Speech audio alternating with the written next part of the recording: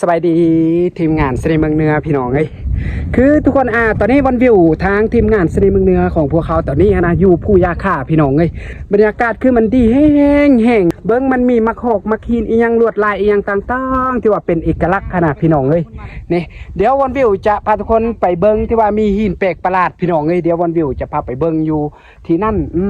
บอกได้เลยถ้าว่าผู้ใดได้มานี่นะผจญภัยแห้งเนี่ยทุกคนจากที่ว่าเจ็บหัวเป็นคอกเป็นไข้มานี่นะก็เลยแบบรู้สึกดีเดี๋ยววันวิวจะพาทุกคนไปเบิ้งอยู่ที่นั้นนะนี่ทุกคนเบิ้งมักหอกมักขีนะจะเป็นลวดเป็นลายนะลักษณะจะคือแบบเป็นเกล็ดงูเกล็ดเต่าพี่น้องเอ้ยนี่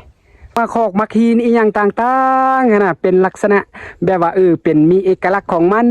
แห่งนะทุกคนคือตัวนี้จะเป็นภูยาคาหลัก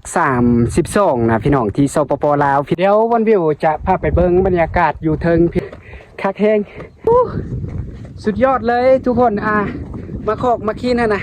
มีลวดมีลายเป็นเอกลักษณ์พี่น้องบอกได้เลยถ้าว่าผู้ใดได้มาอยู่นี่นะประจนภัยแห้งคักแห้งอีลีบ่อยากกลับเพื่อนเลยพี่น้องเอ้ย